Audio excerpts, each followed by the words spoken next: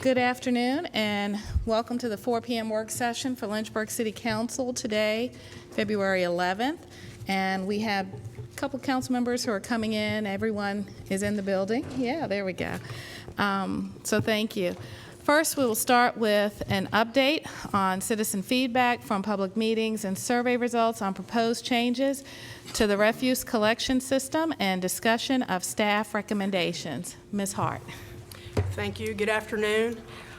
Today we plan to talk about the public meetings that we just had regarding trash collection, where we got some citizen input. I'm going to start with that and also talk about operations recommendations. We made some changes to our recommendations based on that citizen input.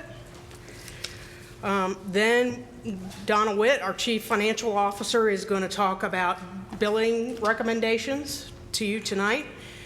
Then Reed Wodeka, our Deputy City Manager, will be talking about revenue self-sufficiency and our next steps in this trash collection implementation. To review our prior discussions, we came to you with a report in July 2018 regarding our Public Works Solid Waste Task Force at a work session, and then we just recently had another report out on November 12th in 2019 where SCS engineers came and talked to us about their report, and again we reviewed some of our staff recommendations. We had some excellent public meetings. We engaged about 150 people, probably over 150 people, and including the people that called me or emailed me as a result of the public meetings and the media attention.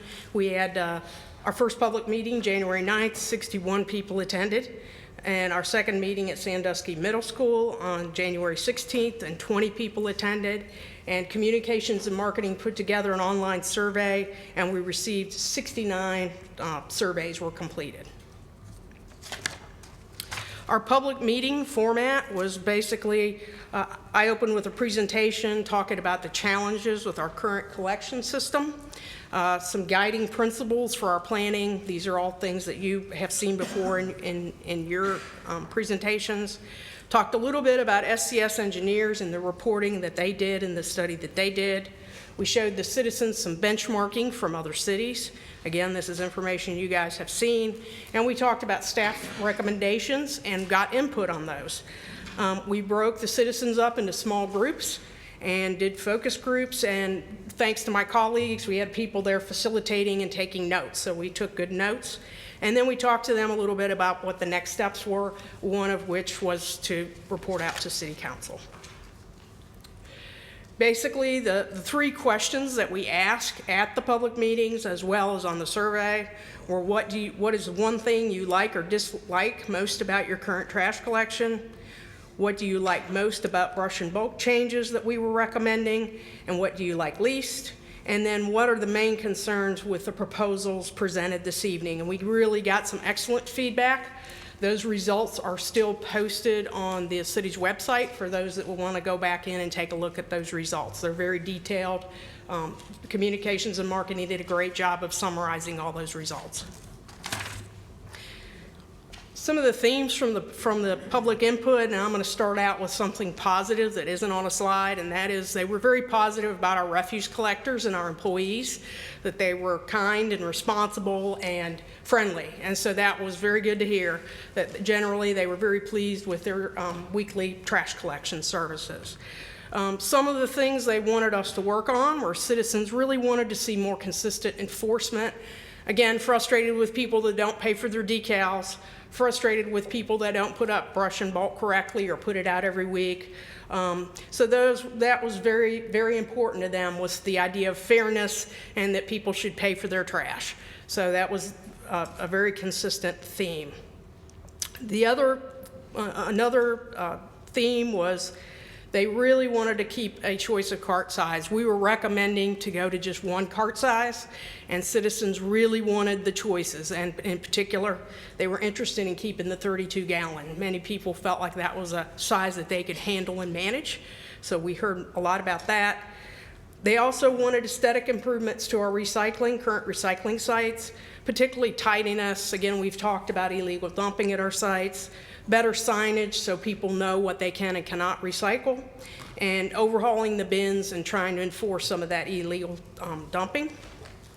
There was support for scheduled brush and bulk collection, and I'm going to go over that in a little bit more detail so that you will understand it. But in general, citizens like the idea of knowing when they should put their brush and bulk out and know that then that week it will get picked up. Then that prevents them from sometimes waiting 2, 3, 4 weeks for their brush or bulk to be picked up. They really did like that idea. And citizens really prefer curbside recycling, although I think that they accepted that now might not be the time for that. But that would be their preference, is to offer curbside recycling. So these are our staff recommendations to you based on the citizen input, and we did change some of our recommendations. Again, we wanted to go with one cart size to stop all the cart swapping and to make repairs easier, and we heard from citizens that they wanted a choice. So we are now recommending to continue to offer the 32 and 64 gallon carts. Long term, we still think that we would like to phase in a 96 gallon cart, a larger cart, and maybe phase out the 64 gallon cart, and that way we'd still have 2 cart sizes. You'd have a small and a large. I really do feel like the 96 gallon cart will help us with a lot of this overflow and trash on the ground. I think it'll help us keep our city much more beautiful and less trashy. And again, our experience and our observation is there is a lot of overflow out there, and there are many people that can use the larger can. SCS engineers actually noted in their data that 60% of the 64 gallon carts were full or overflowing. So there's people that definitely need that larger cart. We would like to add a second enforcement person and to assist with informing citizens and to bolster the enforcement program. And again, we're thinking that we can really work on cleaning the recycling sites up, work on enforcing brush and bulk, make sure that citizens are separating the piles, and be very clear about how citizens should set out their trash. I will note that that our idea with this enforcement person is really to get this fixed and get our trash system right. We would like to continue the 6 drop-off recycling sites. Again, we can't offer curbside right now due to the recycling business, and we don't think it's financially feasible to offer it at this time. But I would like to make a note that actually this year we project that our recycling hauling costs will go from $200,000 to $300,000, and so that will more than likely appear in the FY 2021 budget. I also want to be sure that you understand those materials are being recycled. There is an urban myth that we're taking those recyclings to the landfill, and that is not true. Sunoco is hauling them to their plant, and they are recycling them. And I think our idea with this is to actually fix our brush and bulk problem first before we try to add an additional service as well. So I think we need to get some discipline about how we're setting out trash and brush and bulk, and that will help us if we ever offered a curbside program in the future. If we hire a private contractor to haul our recyclables, they are not going to accept the contaminated materials. So we really need to get that education and that open communication with our citizens. We would like to assign brush and bulk by your assigned refuse day, and I've got some slides that will explain that better. We really want to limit the set out size, eligible contents, and clarify timing. And so we think that'll really do a lot. And again, this is where that education enforcement person will really come into handy. And again, no curbside recycling at this time. So again, we would like to schedule brush and bulk by refuse collection day. So if your refuse collection day, for instance, is on a Monday, that you would get brush and bulk picked up the first week of the month, and that we would ask that citizens could start setting stuff out on Saturday so that it would be prepared for Monday, and that it would need to be out by Monday at 7. The idea would be we would focus just in that one area and not be driving all over the city. So we'd be very focused. We would canvass that entire area, clean it up entirely, and then we would not be back for another month. So that was the idea behind that. We got some feedback on that scheduling process. Citizens didn't like that, for instance, that if a tree limb went down in their yard due to a storm, that they couldn't put it out. I think that's something that we can work with, and I think my main focus, at least initially with this program, would be to really focus on the bulk collection and get that cleaned up, because I think that's really our biggest problem, an eyesore. So this is an example of our proposed collection schedule for brush and bulk. Again, you can see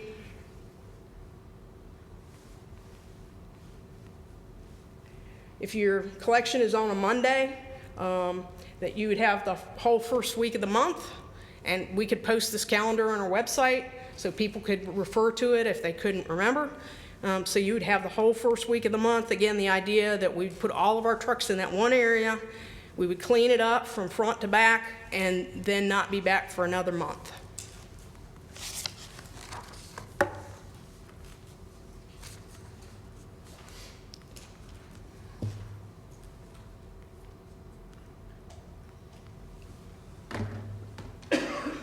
Sorry, having technical difficulties again.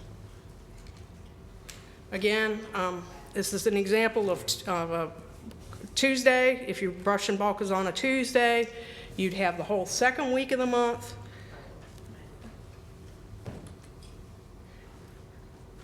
If your trash collection was on a Wednesday, you would have the third week of the month that you would set out. And finally, if your trash collection is normally scheduled on Thursday, you would have the fourth week of the month. So that's how we were explaining this to citizens. And again, they were very positive about this in general. They felt as though people should not be able to set stuff out just every single week for pickup. They felt like that was too much, and many citizens were very positive about this. And with that, I will turn it over to Donna Witt to talk about. So did you kill the batteries? I think so. Okay, Dave ran out to see if he had more batteries, but I'll try to do this. Okay, so I'm going to talk a little bit about billing. We've worked with IT staff from the very beginning. Oh, thank you, Michelle. Because obviously this is kind of where the rubber meets the road and how we want to do this. Our goal is to get rid of the decal. It's a very cumbersome process. We have a lot of challenges with it, so we think it would be better replaced by having a monthly fee on the utility bill, and we would like to start this January 1st, 2021. And the reason we wouldn't start it until January is because we've got to do all the programming to make sure we get it right in that billing system. And when we add the fee to the utility billing system, the same rules apply. So service charge applies to all single-family dwellings and structures consisting of up to 4 units. So we're not looking to change whose trash we pick up, because, you know, businesses are different, apartment complexes are different. So we would keep that same structure. We heard from citizens that they would like to have a choice of trash carts, but we are recommending a flat fee regardless of the size of the cart. I know that's not as popular, but we need to remember that we're paying for all trash services. It's not just collection. And that landfill disposal costs make up only about 17% of the refuse costs. So the majority of the expense is in our fixed costs, which is our personnel, equipment, maintenance, fuel, the recycling contract, those type of things. So this is all trash services. So it's your brush, bulk, recycling, convenience center, pedestrian cans, the cart swap and repair. So everything that's involved in this refuse system. So we think it's important that there's only one fee, that everybody, regardless of your cart size, you're going to pay a consistent fee. Yes? So I'm sorry, just my understanding, the fees are not tiered based on the size size of the cart. That's correct. And some might say that it would stand to figure that, in fact, it should, if you're using more of the system, if you're disposing of more waste, you should pay more. And I guess how would you respond to that? Because you're really paying for the full service. Everyone's paying for trash service. So it costs the same to stop at your house as it does for your neighbor's house who may have more trash, because they're still picking up one cart and dumping it in the truck.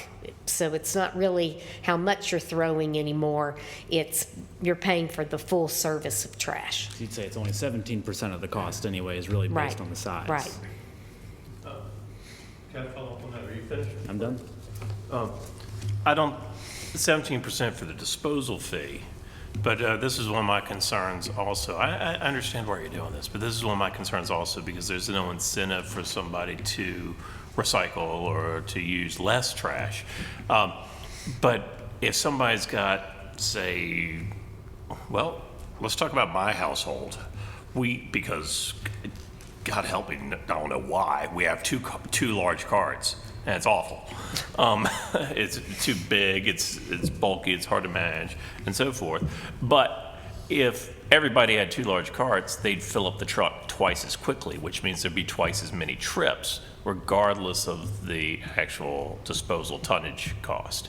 So the more refuse, the less efficient you get in the work. So I would think that it's actually greater than, landfill disposal costs may be 17% of the total refuse cost, but I would think that heavier users actually cost more for the system just because you're filling up the truck faster.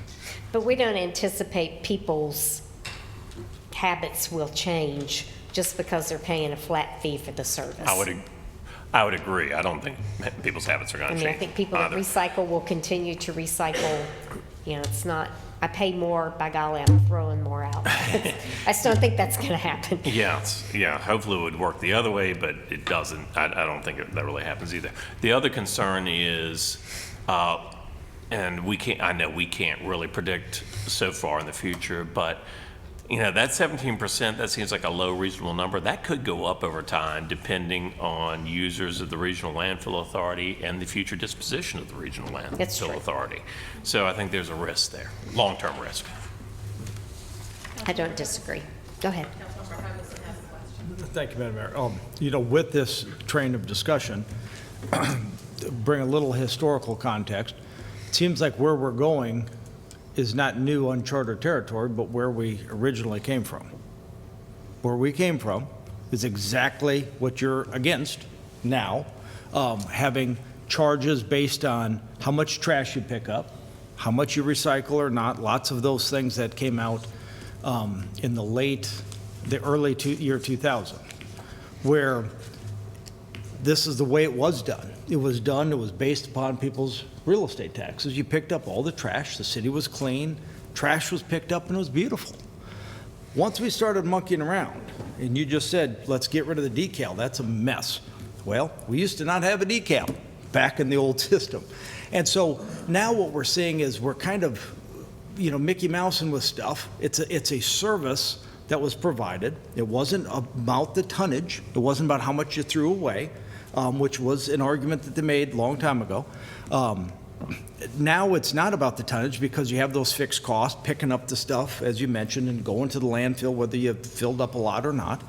And so now to go through this process, we've done complete full circle. But the only difference is now instead of it being in people's real estate taxes, they're now paying a whole lot extra for something that they used to get and now having a whole lot extra of a fee. So with that, if we could go back to the same way it was, rather than lots of these little changes that we thought would be good, that now we tried them, we realized they didn't work, we're now kind of coming full circle. Now do we really want to say, do we want to charge everybody, not based on how much they use as utility, because it has nothing to do with how much, but it's just a service, and it's a service that I think, we interviewed 150 people, but there's 82,000 people in the city. So obviously by no means any kind of means sampling. So with that, to go back to the way it used to be, where the city was clean. I mean, I had a neighbor, a constituent that called last week. It was atrocious. I mean, a renter, and we see lots of it downtown around here, and you've seen it, everybody sees it throughout the city, where they didn't want to pay that extra $1.90 for a bag, or the extra whatever, so it overflows, or they throw it in the garage, or in this case, they hid it in the backyard, and it stunk. And it's not good for the neighbors. It'd have been better if we just put it out, picked it up, and had a clean city, So I think we've kind of come full circle, and I think I agree with you, Bo. I mean, that the way it used to be, I think used to be a pretty good way. If we can get back to that, I think would be better. If we're going to charge our citizens, then we can't say, hey, your tax rate's $1.11 and you get trash pickup. Well, now you don't get trash pickup. Your trash rate's $1.11. Now we're going to charge you an extra $22 a week or a month for trash. So from a fairness standpoint, I think we need to look at this a little bit better and think about the long-term history of it and learn from it. I mean, hopefully we've learned from a lot from this process and come back and say, hey, the way it used to be was pretty darn good. Well, and I think part of it is that we own the landfill, and we generated a lot of revenue from the landfill that helped offset the cost. And now that we're part of the regional authority. Well, that was another recommendation, that we heard by the it's experts. Just different. Yeah, I realize it's different, but we could pay them out of the taxes that are being paid into the general fund by the citizens. The citizens are paying the real estate taxes, it goes to the general fund. If they're paying a fee that goes to a new trash thing, it goes to the general fund and then goes to cover it. So, But I'm just trying to listen to what you're saying. So you got to generate the additional funds it costs to dump your trash. So you're saying take it out of the $1.11 with no tax increase. what we did is we did it out of the $1.11 for years. The citizens then were, we have lots of, some folks in the city, there's benefits that they utilize. Some of them use, their kids go to schools and they use lots of those benefits. Some people don't. Some people, the benefits were trash pickup, and that helps. So you're suggesting making a cut somewhere to supplement Absolutely. trash within the real estate, but you still have to make a cut somewhere. But Am I following that What this correctly? is being proposed is raise the fees on our citizens without a corresponding reduction in their out-of-pocket expenses for the taxes. So you're saying the opposite. You're saying charge the citizens more, and that's fine, without getting something back from it. So just something to consider. Well, you're saying take the cost of trash out of real estate real estate taxes. Is that what I'm hearing? That's the way it always has been. Okay. Prior to this inception of a great plan that was sold, of now we're realizing this great plan wasn't such a great plan. So that would lower the real estate base for going somewhere else. The real So- estate tax would still come in, and Right. instead of charging our citizens more, we would use that to pay for a service that everybody uses. I think 100% of citizens use and have trash, right? Do 100% of citizens use schools? What do we got, 8,000 there we kids in go. the school? No, Okay, I'm just I heard saying, it absolutely. correct. Okay, I heard it What I'm correct. saying is something that is a service. How many people Okay. use other services, like the library, for example? Right. So this is a service that is 100% used by all citizens. Part of municipal government says, what can we do that affects all citizens? Mm-hmm. And all I'm saying is all citizens have trash. But not all citizens pay real estate tax. And They it pay it wasn't in their- sustainable because the in the rent. landfill was it was filling up, so we had to have a new site for a landfill. So I think that in itself triggered a change that had to happen because we weren't going to have the landfill. So, I don't know. I just wanted to ask that question because I thought I was hearing correctly, but I just Said correctly, Yes. so you Yeah. should have heard exactly what I said. I said did. very You want to clearly. you want to add something and cut something else. No, I don't did want to hear charge that. our citizens an extra $22 that used to be paying $3 that used to be paying nothing for it. And I so understand. last year it went up 37%. I heard from lots of citizens that we represent, so. Okay, thank you. Okay, Continue. and looking, our next two slides benchmarks the city against surrounding localities as well as localities that are similar to us in size. And you will see currently our fee, if you take that decal and average it out, is $9.17 a month. We are proposing we go to $15.02 a month for the next 18 months, from January 1st, 2021 for the next 18 months, as opposed to do something for 6 months and then another increase after that. But you will see even the $15.02 in comparison to other localities surrounding us and other cities our size, it's still relatively low. And you will also notice we also have on here that we don't offer curbside recycling as a locality, and the only other localities on here would be the town of Bedford and Bedford County that don't offer curbside recycling. So, done by the locality. These other localities provide curbside recycling. Yes. Okay, so I'm sorry, I didn't see Bedford in it. Yeah, Town of it's Bedford. on the next slide. I'm sorry, thank these you. next two slides. All right, may I ask a question on this, please? All right, so the $1.25 on the Lynchburg current and proposed, did I miss this? Are you proposing to keep the bag? Yes, yes. Was that in one of your first slides? I don't know if it was, but because I heard that comment at the thing, what do you Yeah. do on those extra heavy, We would have right to after keep the Thanksgiving, bag Christmas. system because people overflow their 64-gallon or sometimes you just need that Couple days after extra. Christmas, you just need it. Right. Some people choose just to do a bag. Okay, all right, thank you. Yes. It'd be 180, 24 annualized, and that's per cart, correct? Not, so if you're a business, for example, and you've got 3 96-gallon carts, you're paying that's that fee 3 times, is that right? Businesses are privatized, right? There are some businesses that have. Okay. Generally, yes. The answer is yes. Yeah. I'm just curious why, they have a tiered system based on what's the usage. And I don't know if there's like a good reason necessarily that we decided not to go with that approach. I don't know if that's necessarily a better one.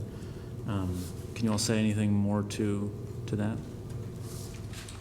I'd have to defer to somebody else on that. Typically, the businesses that we pick up are defined as small businesses. So it would be, for instance, maybe an attorney that has converted a single-family home and just has one cart. We probably need a better definition in our ordinance of what small business means, because right now it falls on me to decide if they get trash collection or not. And I think we've been kind of saying, kind of the standalone business, it can't be in a strip mall or something like that, that it's a standalone business in a separate building, and that we're trying to hold them down to one cart. So again, I think we need to get that's where we're cleaning up some of the language in our ordinance, but that's the definition of small business. It might be a dentist or a attorney or an accountant. Those kind of businesses is what we are trying to target. Would council object to our colleagues preparing some language to clarify what a small business is for ordinance purposes? I think most of the small businesses are most likely, on Court Street, probably. I mean, the ones that you're referring to, or there's some others, I'm sure, that are a couple other places, so. Yeah, that's- They're not like in my office where we pay to have a dumpster, or Yeah, and I want to say that I'm not sure that's quite accurate. I think they're spread out all over the city. I'm sure there are, but they're So- like a smaller single home or a unit kind of thing that you, Right. yeah. I've got no opposition to coming up with a definition, but I think that's going to be a challenge. Absolutely, yeah. How I you just, do it.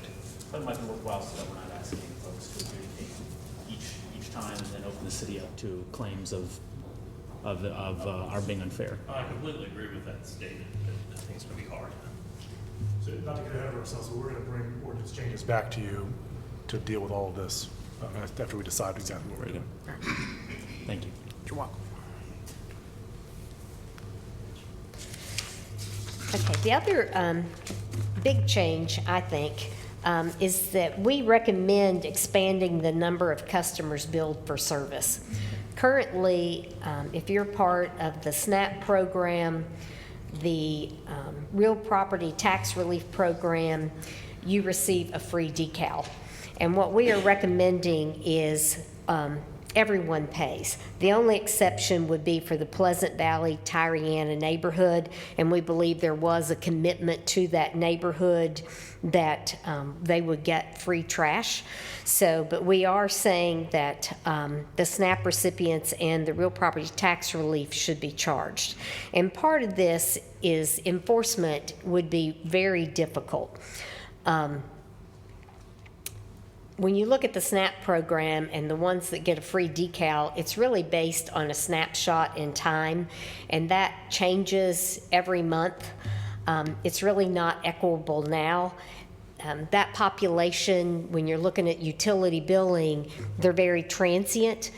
We also look at the college students that are very transient. We have probably 100 to 200 moves a month. So when that person comes in to sign up for service and trash becomes part of that, then you've got a whole lot longer list to make sure you're getting accurate. We're already making sure they got the right size can, because we do want to still offer variable size cans, but now you're looking at do they fill in any of these exceptions? So we are saying, and also if the SNAP recipients and the real property tax relief citizens, if they don't pay, it would cause everyone else to pay an additional $3 a month. So we think it's the most efficient and the most equitable way, because really, like you said, everyone produces trash. And we feel like this is a service and that people need to pay for the service. And that, I think that came in the consultant's report, kind of hidden, but I asked about that after, and that was about like 7,000 people, somewhat around that. There's about 3,000 that are in our SNAP program and about 400 people that receive the elderly or disabled tax relief. And now with the folks at the Tyriana, I mean, I know Councilmember Nelson would talk about equal protection under the law, and I realize that at times when something was there, that something that was compensated is no longer there. I mean, the landfill, as you pointed out, is no longer there. So the original thing was the odor, the fumes, all that kind of stuff. Probably the travel, I imagine, is way down from what it used to be. And so having those folks in a certain neighborhood that now somehow get something free that everybody else is paying, how much does that cost every other citizen? You just mentioned that if we cover the SNAP recipients, that's $3 extra on everybody's bill per month. How much extra is it per citizen if we giving away the freebies at Tyriana? Well, there's 200 people that live in that neighborhood that's included. Okay. And who has gotten free trash before. Okay. So that would add a little bit to the bill, not a little lot, bit, but it would not a add whole something lot. that everybody would pay. Right. So somebody can get it free. That's correct. And that's a council decision, is who pays. But I'm going to turn it over to Reed, and he's going to talk about some more logistics. Good afternoon again, everyone. So the first thing we're going to point out is this chart that I mentioned would be added into your items that we discussed in the earlier session. So to the point that was made earlier, it is true that based on the increases in the actual rate of the fee over time, the amount of money that will be required to be funded from the general fund or general fund revenue sources will decrease over time. Now, because of our timing next year, that will be pretty minimal as far as the next budget year. So you're only seeing about $100,000 benefit from that, and that has to just do with doing it on that January 1st timeframe. So that could change if the timing changed, but we don't think we're quite there to do that. But over time, you can see that there's upwards of 1.7, $2.2 million that the general fund and services that are provided to general fund services, or monies provided to general fund services that are not getting, that's not getting that money now would then be available. And what to do with that money, of course, is a council decision and a conversation for another budget process. But that is certainly, to be clear, that is certainly going to be the result of these changes in fees. And so I think when the thing is, when we have to point out is that, again, this service that is provided with typical general fund revenues is sort of taking away that 1.7 or $2.2 million in the future that otherwise would be used for those types of more typical general fund services. So when we talk about should refuse collection be? Back to that Yep. slide, is that all right? Because I don't know if I understand the slide entirely. So the current fee structure, those are revenues and projected revenues between 21 and 29. No. So these are, this is the general fund subsidy that would be required to make sure that we are made whole with this service. So it takes, right now it takes. With the current, assuming the current fee, status quo, then it's going to take the general fund would need a reserve of the first or the second column there from 21 to 29. Yes. Okay. And so, as you can see, and we're talking about this general fund or the transfer, but we're not actually talking about an enterprise fund until later, but just stick with me on that. So you would otherwise be using those funds for general fund services based on that $1.11 tax rate or whatever the tax rate you have. Right, so then we use the proposed fee structure, under the proposed fee structure, then that's the burden that the general fund will have to bear. That's right. To support the tax amount. The third column, or the last column there is how that changes over time. Is basically your income that's your revenue from the full, the phased-in implementation of. Yeah, I would call it revenue, I call it non-expenditure, if that makes sense. Well, it's going to have to be Non-expenditure. utility revenue if it's, It will be utility revenue, for sure. Yeah. But But in you the can't general call fund. it a utility revenue since there's nothing about the amount used, so. Okay, so we'll move on to the next one. So the question is, when we talk about this service, this revenue self-sufficiency, the big question here is who pays and who benefits? And ultimately, because staff is recommending that this service should be self-supporting, the question then really is why? And that we're certainly not recommending that occur overnight, and certainly not in even a couple of years. This occurs over a number of years. And the major question here is, how should we be billing for service? And so who primarily benefits? And in refuse, because we have this defined customer base, similar to other utilities that we have, there are lots of property owners who pay various taxes that do not get this benefit. So industrial users, lots of commercial apartment complexes, they're paying taxes and it's supplementing the residential refuse, but they're not really getting any major primary benefit from this service. Now, you certainly could argue that there is a benefit to the public of having refuse collection and that sort of thing, to have a cleaner city, and that certainly is a true thing. But our argument is that the primary benefit that we have here is based upon the fact that in the residence, where we're picking up trash every week, we're not having trash piling up in your house, and you're getting that benefit directly. Okay, so as opposed to another service like, we can move to the next one here. So unlike public safety, which sort of everyone benefits from this service because we invest in public safety. Everyone benefits when we do crime control and that sort of thing. It's very difficult to monetize that benefit to that individual person. And so when you have a service like this, that's, in my opinion, is much more like a water and sewer service, where we can have a very specific set of customers that we can either serve or not. So similar to sewer service, like trash collection, if somebody does not have sewer service, even though there certainly is a benefit to society, right, to have a sewer system, we're not charging them for sewer service. And so for refuse collection, when we have disposal costs like this, or the collection cost, if you are getting the benefit as a homeowner, then you are the one in this model that will be paying for it. Again, that's not a perfect model, because there are certainly societal benefits to having trash collection and doing it well, but that's the primary benefit that we see there. Before you go, but a major differential is what Bo brought up a while ago, was water and sewer as a utility is a function of use and consumption. The more you use, the more you pay. This one is specifically now stated to be categorically exempt from any type of utility, Yeah. any type of how much you use, how much you throw away, how much you don't throw away. Right. So, So to be clear, and just to go back to what one of the things that Donna said, is that if you are using multiple cans, if you have multiple services, you would be charged that, multiple fees. If you have 4 cans, you're paying for those fees, right? So it doesn't do it exactly, and the only way that you're gonna do that would be to have a weight, a measurement of weight on the truck and we're not doing that. Like that would be a great thing to do, but that's not what we're doing. And so I agree with you that there's certainly not a perfect model, but it is certainly much better than having everyone contribute to the system where they're not getting any benefit whatsoever. Okay, so finally, just to put a more fine point on it, again, that benefit is primarily felt by those who are receiving that services. And when we use general fund revenue sources to fund this service that not everybody is receiving, then the services that we typically fund with general fund revenues are not able to be used for that, right?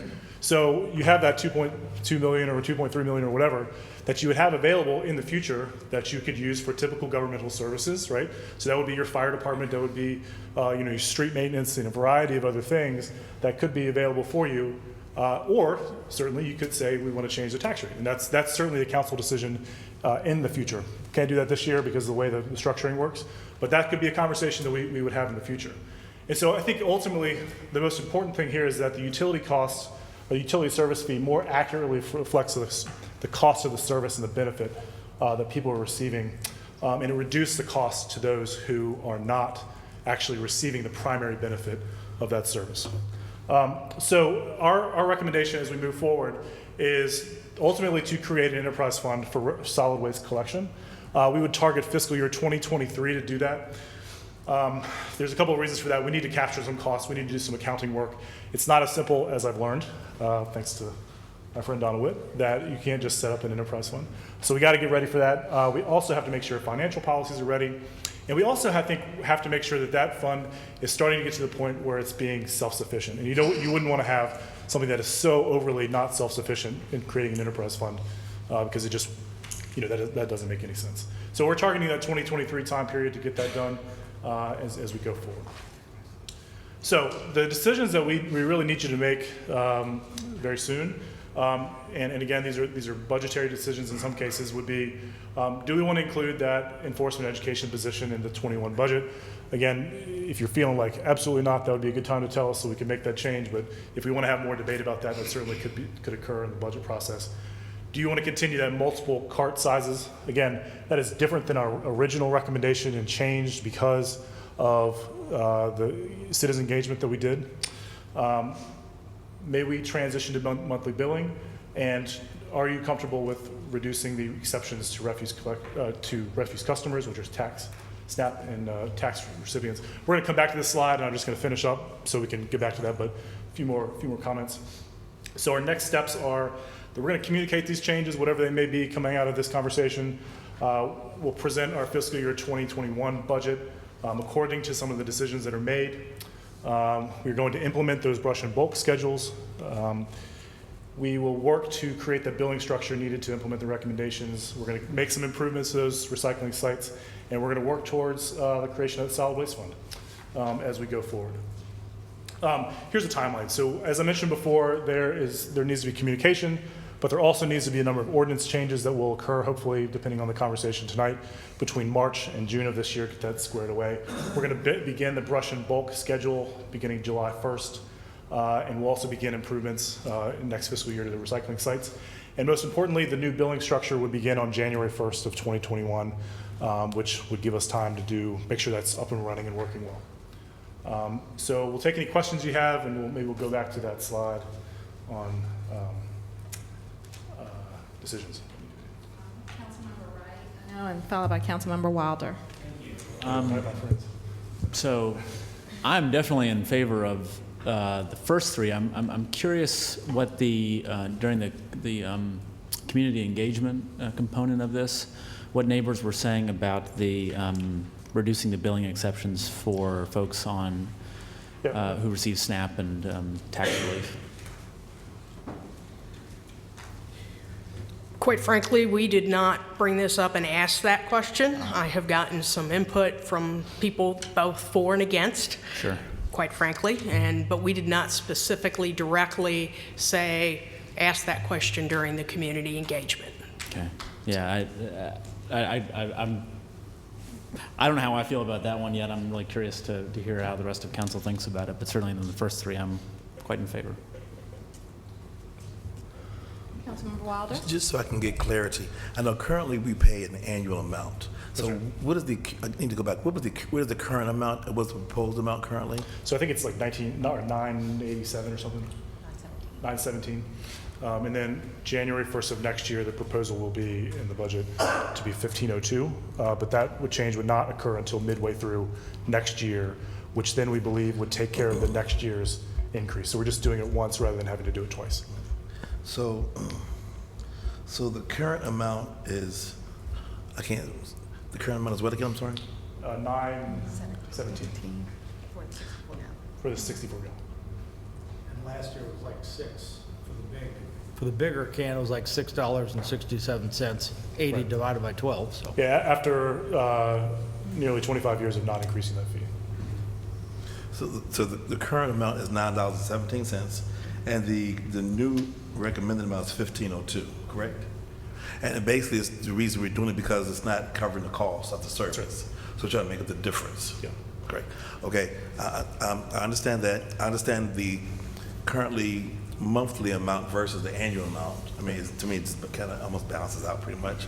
When I went to the forum at this library, there was a big concern with persons about, especially senior citizens, about the larger card. It was just more challenging for them. I know they do offer that door service, but I do like the idea of at least maintaining the small cart for them, and then the larger cart. I don't mind. I think I have more trash than Turner, but mine definitely gets full. So I do need it's nice to have a bigger size trash because I do appreciate that. The bulk schedule, I do like that once a month because just now the way it is, you just have trash out all the time. It's disgusting. So it would be good to maybe have it once we educate our citizens. It could be once a month and get them back on. It's like it used to be. I think that was it several years ago. I believe. I think where you had like once a month. You didn't see it every week. I think that would be more helpful to have it just once a month. Once we educate persons that it's going to be once a month. You know, as far as the SNAP benefits piece, I'm not sure and I think the main concern was that it's just too challenging to separate that. Is that what it pretty much was? So it is, not that this should be our primary concern, but it is in order to do that fairly, I think the concern is that it is so administratively burdensome to make sure that we are keeping that accurate, right? And we don't think we're doing it right now. We know that population is very transient, so we don't think that service is really particularly accurate as it is. No fault of anybody. It's just the way it is. And I think I think all of us sort of feel none of us really love that part, right? But I think we feel a little bit better about it because we think it's probably easier for someone who is in that situation to come up with, $15 a month rather than $110 or $120 all at one time. Just knowing what we know about folks that are having those issues. And how many persons normally get you think they give out free trash stickers? It's like 3,000, is that right there? Yeah. Well, 3,000, okay. 36. Okay. The last thing, in reference to the Tariana portion, I guess that was an agreement there was originally agreement placed with that neighborhood. Is that correct? Or I need to be educated. 1999, council passed an ordinance to give free decals to that neighborhood. They did not, council at that time did not sunset it. So we think that is still intact, and we don't want to break at this point a promise that we believe was made unless council wants to change that because the environment has changed, quite frankly. Plus the items are still there, buried, correct? Is that how it is, or was it removed? That's right, and that's true, but certainly the environment has changed. It certainly doesn't smell like it did, and that sort of thing. And that ultimately we feel like if that's a change that you want to make, we need you all to make that decision because council acted on that. And I think we need to continue to honor that. Even when I drive that area, I have some members that live down that way. So I go there continuously, especially when you come past the water sewage plant there. That's a little challenging. I think we need to continue to honor that, especially if they continue to expect that. I think we need to honor that as well. I think that's it. Thank you. Appreciate it. Thanks. Vice Mayor Dolan? Yes, thank you, Reed, for that report. And I'm glad, I went to one of the meetings, and I thought there was a lot of really great exchange, and I loved the way that you did it, and people were allowed to get together in groups and talk about issues that were important to them. And I'm glad you listened to the size of the cars. I think that was really a big issue with a lot of older folks, of course. And all the slides not there anymore, but I would support 1, 2, and 3. But I have a question about the SNAP. I just am a little reservation about that because I don't know what the income level of people when they're on SNAP. I probably should know that, but I don't. Maybe even coming up with $15 a month might be difficult for those folks. I don't know how you decide that, or I have some reservations about that piece. Yeah, like I say, I don't think any of us, I would say none of us really love that part, but there's reasoning behind it. Just Yeah. And I think with that, just to follow up on that, they put it as a direct correlation. So if you, just like everything, you mentioned earlier, what are you going to cut? Well, the same thing here. If you're going to give a free benefit to one group, the other group has to pay an extra $3 on their bill. So instead of $15, it would be $18, and it's a direct correlation. So I guess that's if we go down this entire path and look at all these things, that's something that you'd have to decide. Do you want to give it to the benefits a select group at the expense of the others? It's exactly what it is. So.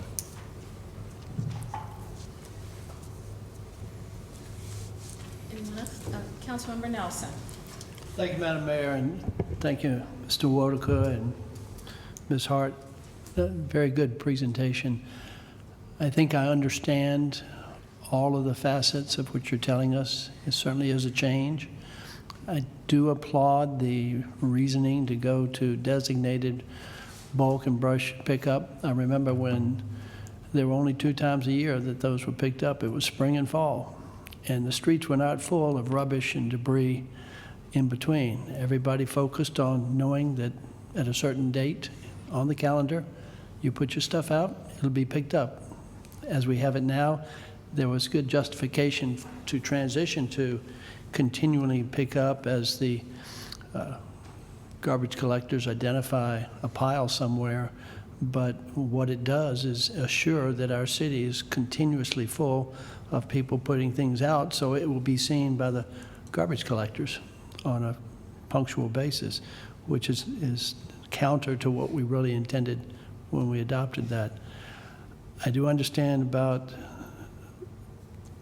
having the single-size cart and the billing, but I've got to work with the conflict I feel about not being environmentally conscious when we offer no incentive for persons to conserve and be efficient and lower their use of things, and they just know that they get one cart size and they can throw them out with no practical limitation to the average person, then that encourages waste, discourages recycling, and I think it incentivizes the quicker exhaustion of our landfill.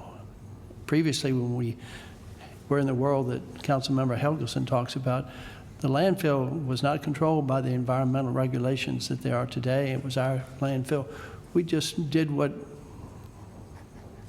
former generations did. We just threw stuff out.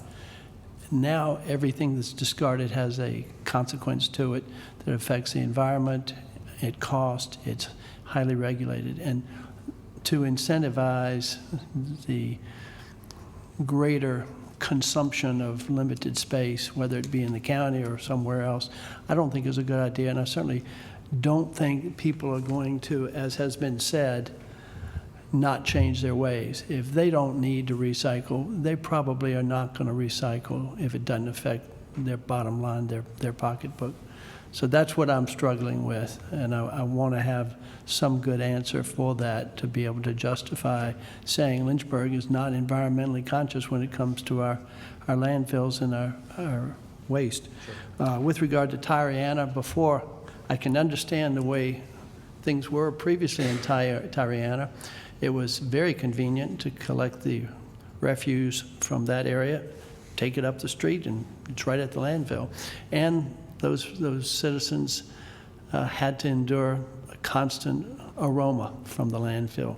But that doesn't exist anymore. And as you pointed out, the picking up in and of itself has that 17% cost. So whether you pick it up close by the landfill, which it's not close anymore, or somewhere in Campbell County, I just need to know what the rationale was to make that exemption before I'd approve continuing it. So do you mean the And I rationale think- to continue it or to? Well, the ordinance was Right. to grant the exemption. And I'm sure in the minutes of that meeting, there is discussion about what is the justification. I'd like to see what council's sentiments were when they said this is an appropriate exemption for Tariana. And then we can assess whether or not that rationale and reasoning still applies. I don't know if you have any comments about that. I'm not sure that I've got quite the history. I did call David Owen on that, and he clarified about tax relief in Tariana.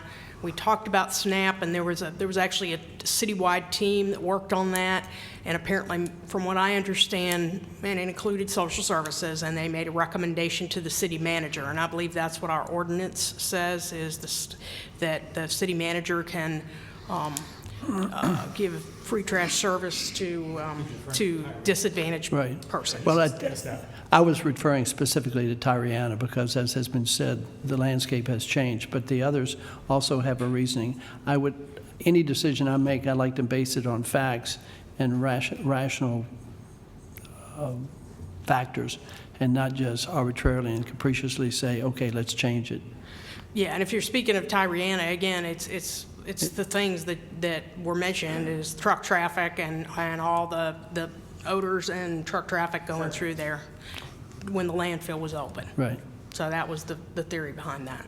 So did I answer And your question? there may be others. I'm sure it's in our minutes from the meeting when that ordinance was enacted. Yes, and certainly I was not at that meeting, Right. but yeah, we can get those minutes and see what the sentiments of council were at that time. Okay, thank you.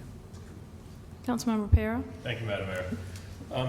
I think we're missing the big question for council decisions, and that's if we want to move to a utility or stay as a service. I think that's a baseline question that we need to address. I'm not sure about the enforcement or education position. I'd have to look at that in the context of the budget, and I think multiple cart sizes are a good idea. I think a transition to a monthly billing process, however it goes, may be a good solution. My gut tells me that, I'm hoping that we're going to end up generating a lot more revenue in a process that's a monthly billing process than that we have received in the past based on the trash decals. I have a follow-up questions about that. And so it sounds like we've got a pretty good administrative hurdle as far as the SNAP recipients and pulling those out. So you're talking about doing that on on our utility bills. Do we have any entities or any residences that have reductions in their utility bills or waivers in their utility bills? For being low income? Yes. I don't think so, but no. So is that the problem? There's no mechanism to do it in the utility billing platform? It's not that there's no, well, that's not the problem. I mean, I think, yes, it would be administratively challenging, but the recommendation isn't based on the administrative challenges. It's based on the fact that we think that there needs to be a wide net cast for who's paying for the fee, and we think it needs to be fair. Yes. That's the recommendation. And I agree with the recommendation. It doesn't sound like there's consensus on council for that, so I would suggest that maybe you take a look at a range. I think that if we go to this system, then everybody's got to pay into the system. Now, some people may pay in at a reduced rate, but they need to be paying into the system. So, because everybody else is going to be picking up the slack for me, so it's a $3 difference for everybody else. maybe there's a compromise there. I think we should I think it should be equal for everybody if we're assuming that everybody's using trash the same way and there's going to be no difference between smaller trash cans and larger trash cans, and it should be spread equally across the board. If members of council think otherwise, then maybe we can look at ranges. Maybe it's a half payment for some people that then would reduce the burden for the full payers to $1.50 instead of $3. Sure, and I think where the concern we have, and Ms. Witt can follow up here further, but I think the concern, as I mentioned before, with saying, particularly about the SNAP, is that there is the way we do it now and the way that that population exists, it's very difficult to fairly track and know who's where and when, because we know the transiency rate is so high. And so as it exists now, I might get my decal in the year, but it's pretty likely that I might move, and I might throughout the year still have to either get another one or whatever to be able to have that going forward. So I think the issue is on that, and I appreciate that, because that's sort of where my mind went originally first as well. But I think that the issue in this case is that in order to sort of track that and make sure that we were being accurate and fair, you would need to add people to just track down folks all the time, and that's not a reasonable thing. Or you assume that it's the same for everybody, and that somebody could apply to have it reduced if they meet SNAP or whatever requirements. So then they'd apply in, and you would not actively pursue them, but react to when it was requested. All things that we've discussed, but unfortunately we kind of we came back to the same thing. So. Can you go back to that the slide with the dollars on it, please, the chart?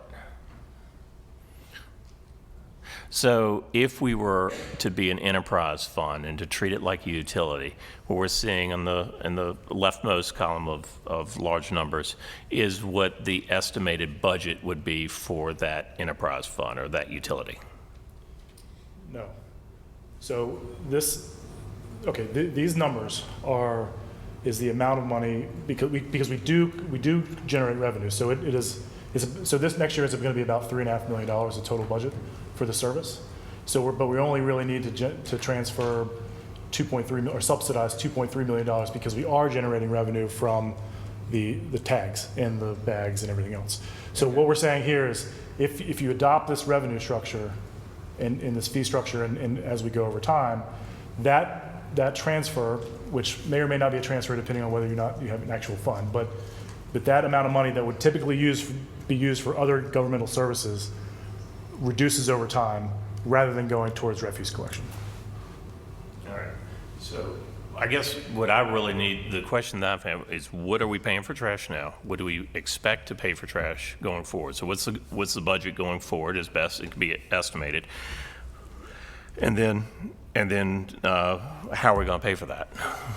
So we can provide it again, but these numbers are based on that SCS study, right. That rate study, and so I can't quote them off the top of my head, but next year the recommendation is going to be that 1502 per month. And then it goes up. It would not go up the next year, but then after that it would go up by maybe, I think 5% increments after that, right? Yeah, I think it's because if we do next year like that, we don't have as much. I'm sorry, I don't know if that's on the head, but. Right. The intent of this is to understand what the real cost of providing the trash service is. And if we move to an enterprise fund, then that's the fund expense line. Then the fund will have a revenue line, and that revenue line for the first couple of years is going to be less than the expense line, and then there'll be a transfer line underneath that will make up the difference. Right.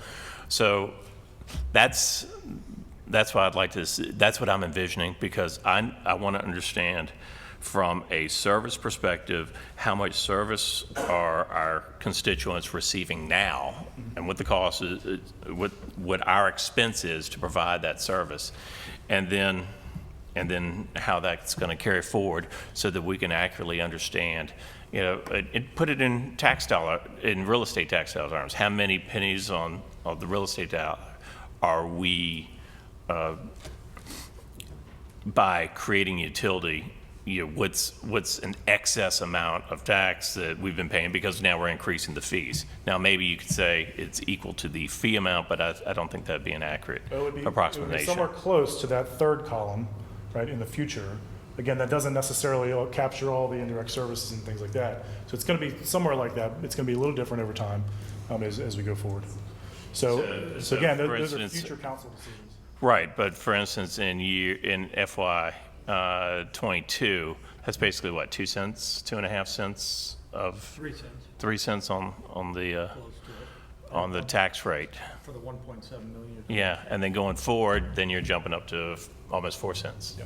I guess. But again, that's not, but just so everybody understands, that is not next year, that we see a very minimal amount in the next year. So just so we're clear. All need to be cognizant Agreed. of going forward Agreed. because it's an effective tax increase through fees to our constituents. Okay.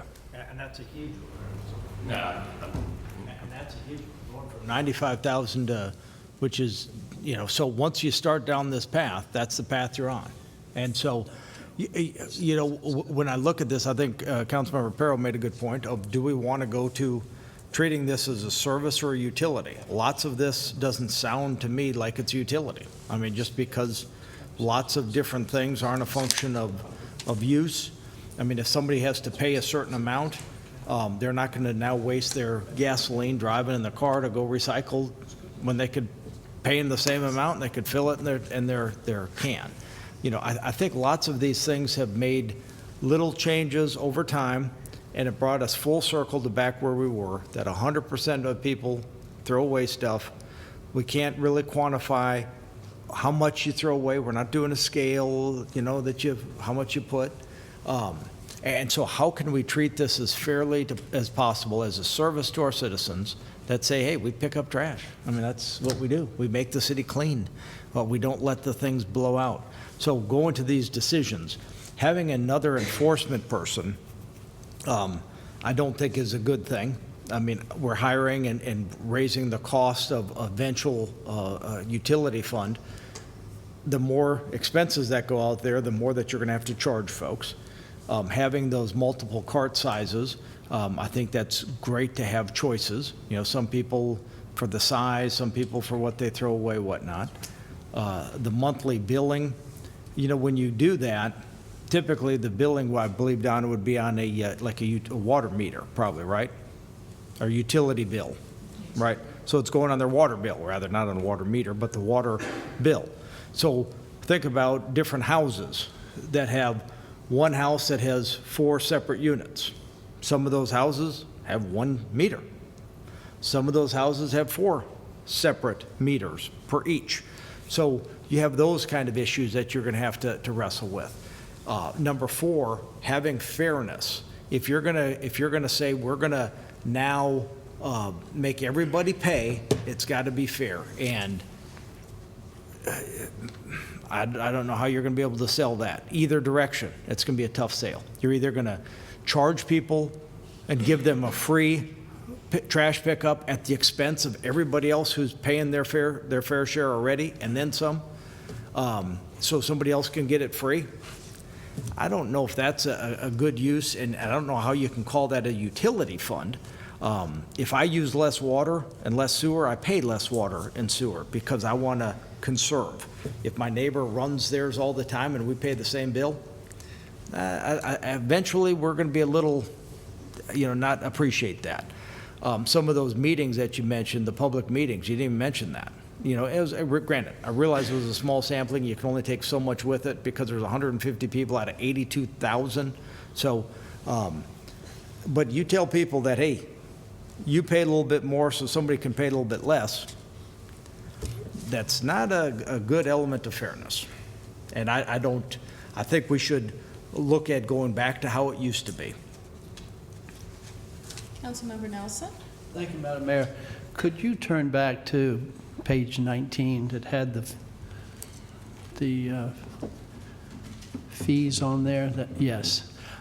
I'm sorry, I did not have that page in my handout on the iPad. That's what I mentioned, is this was added in. Okay. So I did not see the footnote until this afternoon as we're sitting here. The conversation we've been having, in my mind, and my wife and children say that I'm a little slow sometimes, but that, my understanding was that was going to be generating a savings. I don't know what happened there. 19. Our conversation has suggested to me that there's going to be a savings that would benefit the general fund. Right, so that would be a reasonable way to read that if you didn't read the footnote. So I think that if you look at the numbers, and what the footnote is that the additional revenue that would be charged would be to help pay for capital. All right, so it's not going to go to pay for operations of parks and recs That's or right. towards schools or anything else to fill the gap in our operating fund. It's going to go only to refuse capital. That's right, and that's the importance eventually of creating that enterprise fund, so you can Okay. make sure those revenues are captured in that program, just like in the water fund or in the sewer fund. Okay, I mean, and that makes sense. It should go to the operations and the needs that facilitate the service. But, all right, I just needed to clarify that. Thank you. That's all. All right. Just to be clear, it's the $2,924,000, let's say in fiscal year '26, that would remain in the general fund, but it's the $72,000 that would go towards the That's right. the future, towards the utility, if that's in fact what we decide to, that's right.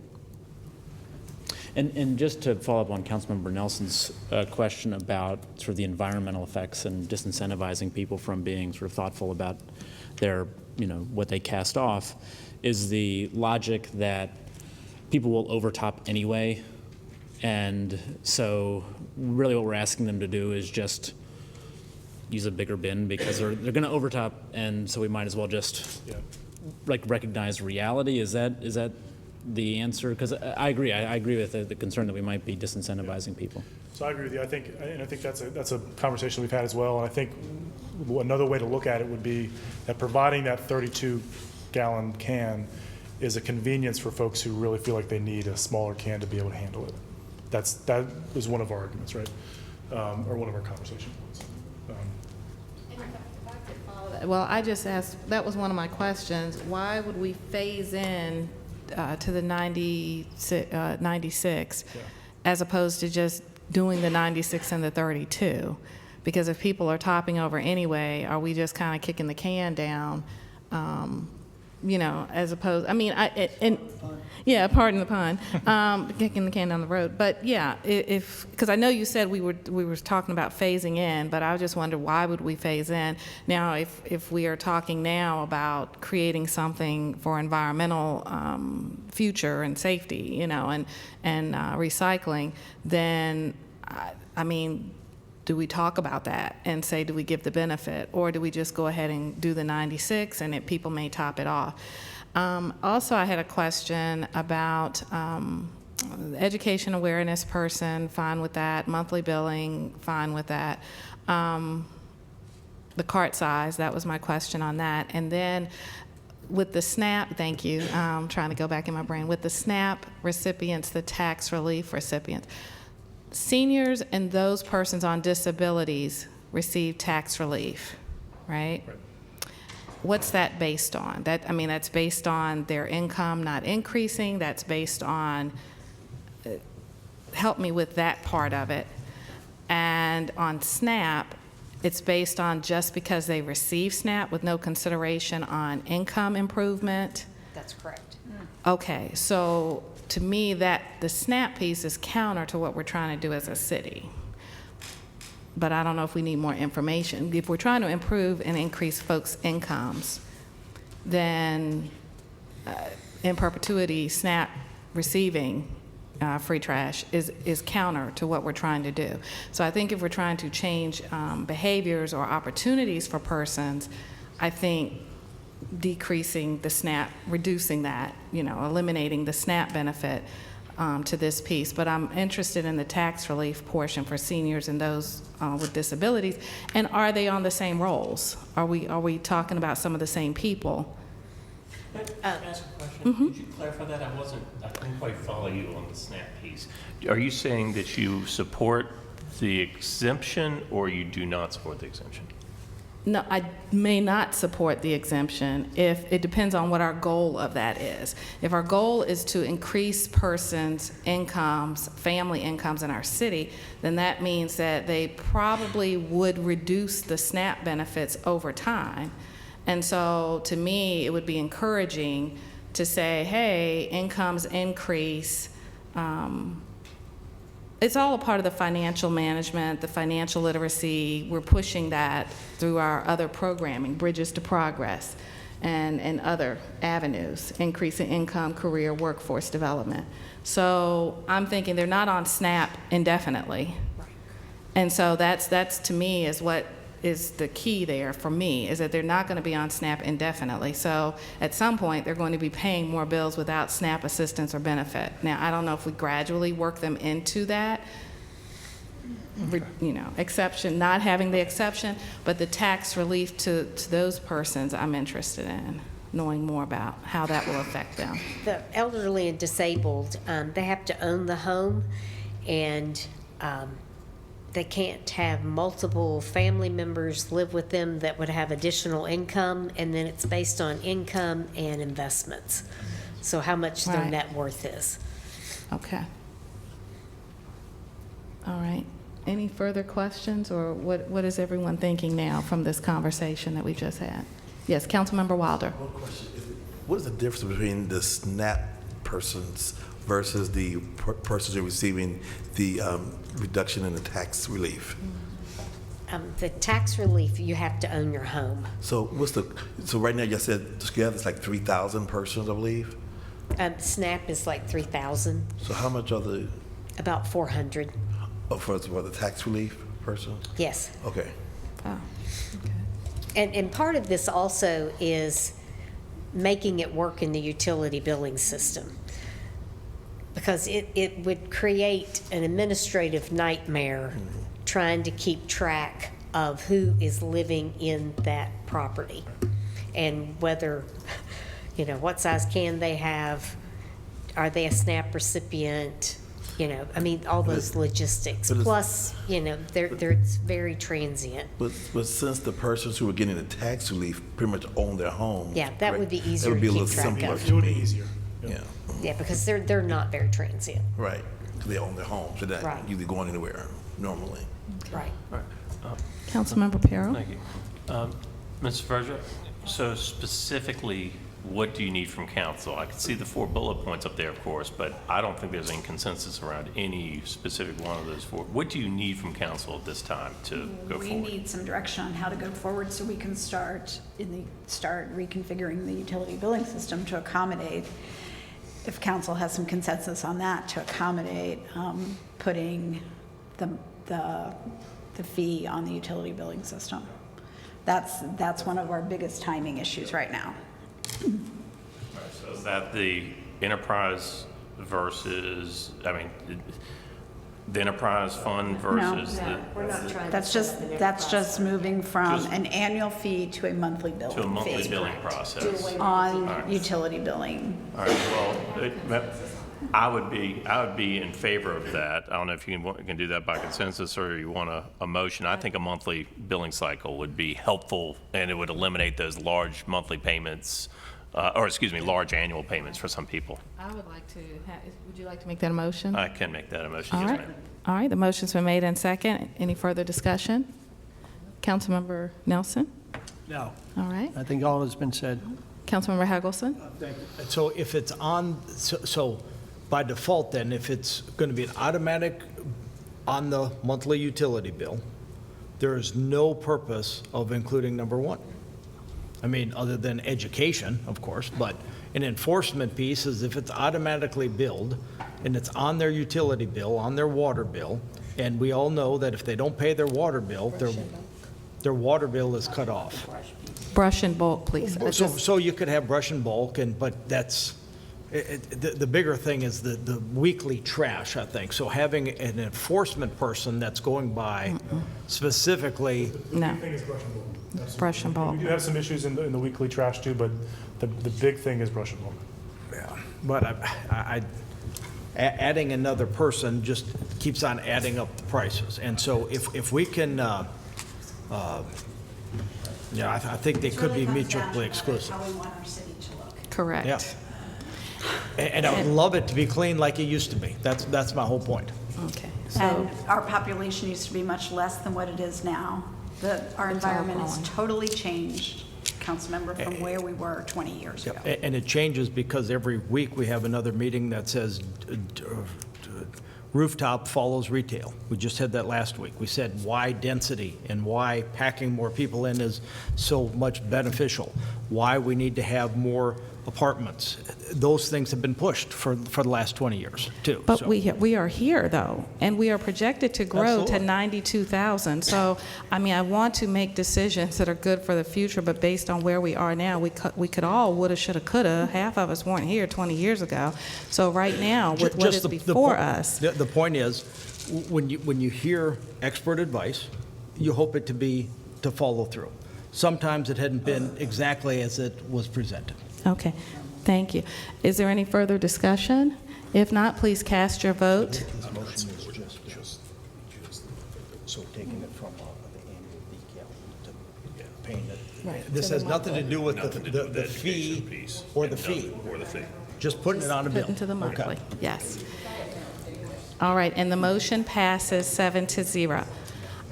Okay, on the, including the enforcement and education position, I want to clarify that is mostly for the bulk and brush, because we're changing to a new system, and go ahead.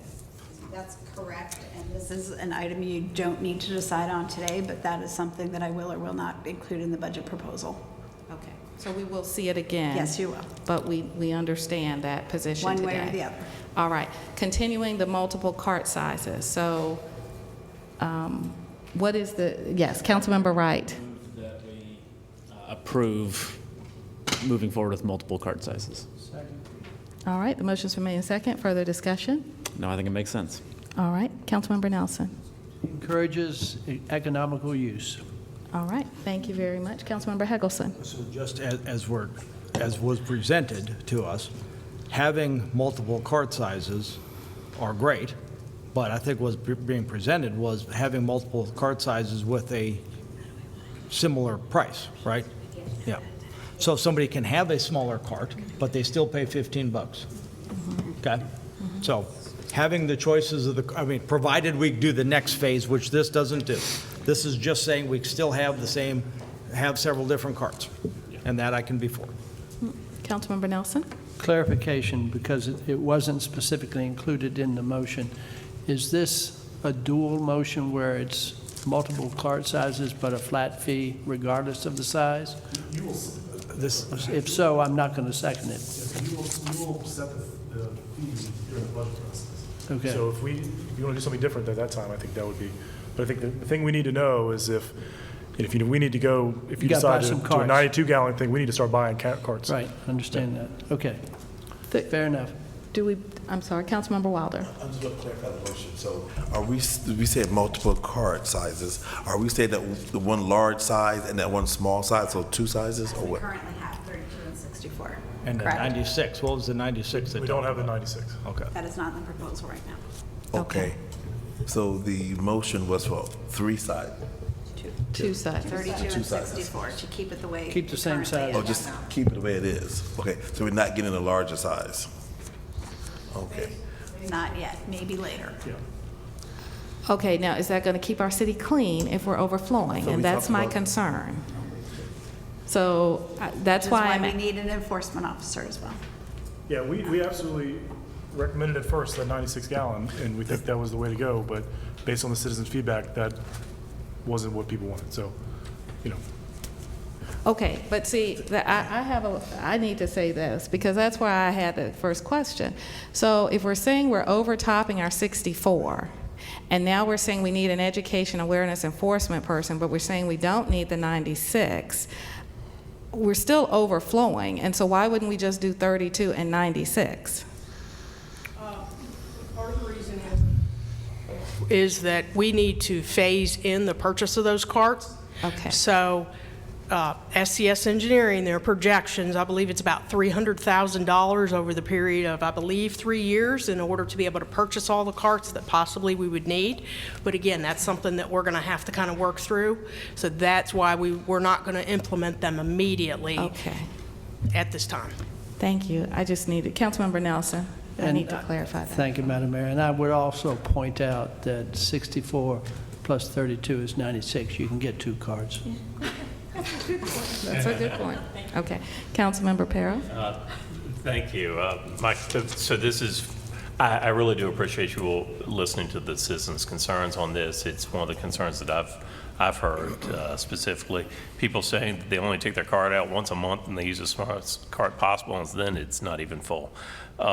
So I think this is good, especially for areas. We've got the topography in our city can be challenging in some places, and it's hard. I heard specifically one person voice their concern about how he has to go up like 10 stairs in order to get his cart out, and it's a real problem. So thank you for listening to this. And I'm not looking for an answer now, but the multiple cart question is a good question. What if somebody requests multiple carts? So they're going to get double the fee. So that's, I don't need that answer now, but something you all probably need to think about. Yes. It's yes. If you want 4 cards, you're going to get 4 fees. Okay. Councilmember Hegelson? And so with this, having the ability to have multiple carts, but keep in mind, I think the eventually, if somebody had, other than the unwieldiness of a small cart, the purpose of having a small cart was because you paid less. Because you use less, you have trash once a month, or you use very little. So if we're eventually going to have small cart prices, small cart utility for big cart prices, I don't know how that's going to fly either. So I'll vote for having the ability to have multiple carts now, but it has no bearing on going to this utility system, has no bearing on charging all the fees that were going on there. That I don't agree, but having flexibility and having cart sizes is great, as the motion stands. Okay, flexibility of cart sizes. And please cast your vote. And the motion passes. Next is the enforcement education position. So that's going to come up with the... That's going to come in the budget, right? Okay. Reduce billing exceptions for refuse customers, SNAP recipients, and tax relief recipients. Is there a motion on this? Madam Mayor, Yes, Councilmember Pero. I'll make the motion to support the recommendation from staff. Which is to reduce the billing exceptions for both populations. Yes, ma'am. Okay. Is there a second on that? What is the... To reduce the billing exceptions, To remove the billing. remove the billing exceptions for SNAP recipients and tax relief recipients. I'd second it if we're going to, but I thought we were stopping with this, but so we're going on all of these, which is just fine, but I thought we were realizing there's lots of other things, but if we want to still talk about all these. We're on this issue now, and we need decisions regarding SNAP tax relief in Tyriana. Okay, I'll second. That'll affect how we structure the billing system, so we need to be billing. So do we want to take that as 3 different votes? Oh, definitely. Okay, because I'm hearing 3 different votes on this issue. Okay. So my motion is to support staff's recommendation to reduce the billing exceptions for refuse customers. And I seconded it. Okay, the motion has been made and second. Further discussion? The reason I made this motion is to have a definitive answer for staff if we wanted to support them or not. If council does not want to support this motion, I think staff needs to come back to us with some options about how they would do it. And I don't think they're ready to present those options right now. So this would give definite feedback to staff if we're going to support them or not. And then I would hope if this motion does not pass, and they would come back with some ideas on how to implement, because I don't think the 7 of us sitting around the table right now could Are come up prepared. with a reasonable plan. Well, for me, I would at least like to know what we're talking about in terms of numbers here. I have no clue what this really means. I think there are about 3,400 people who would be SNAP affected, recipients. not including Tyrene. All right.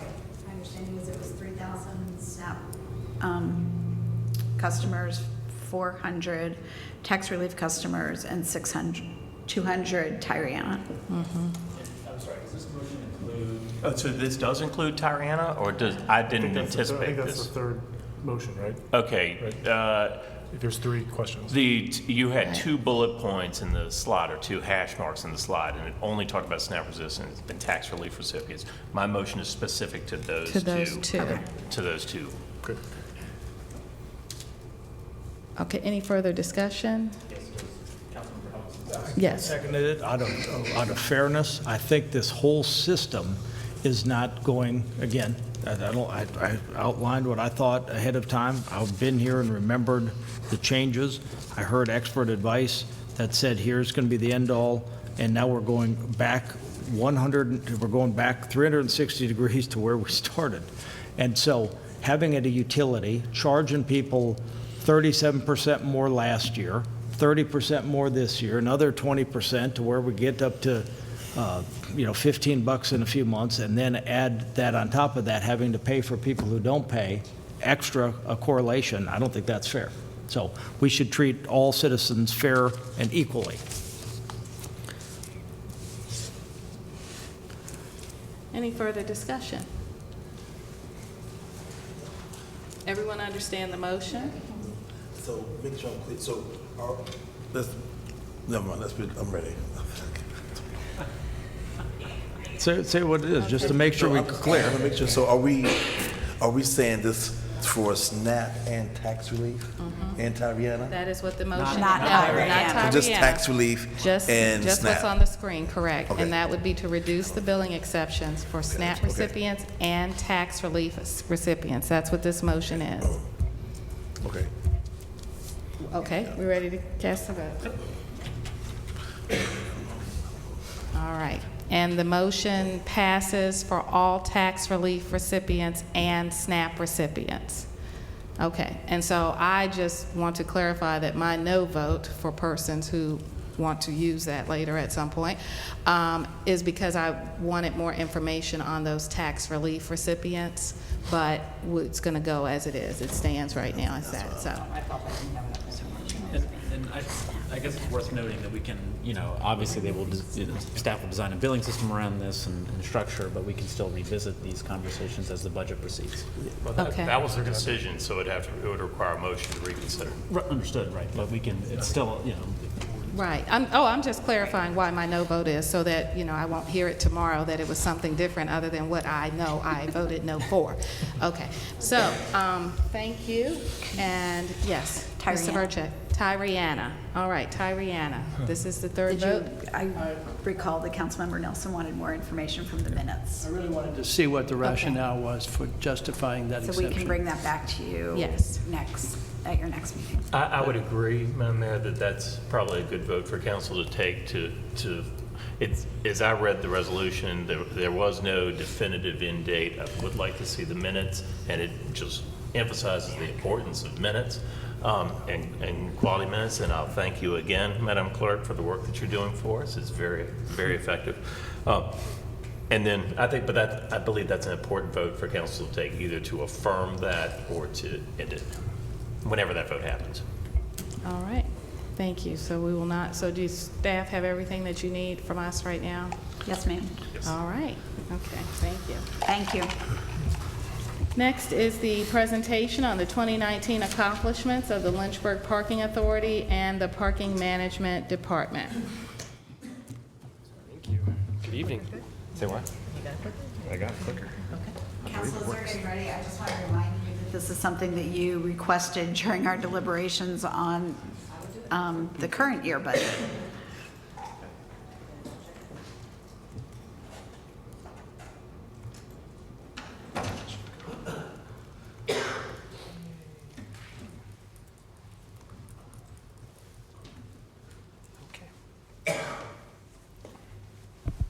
Good afternoon.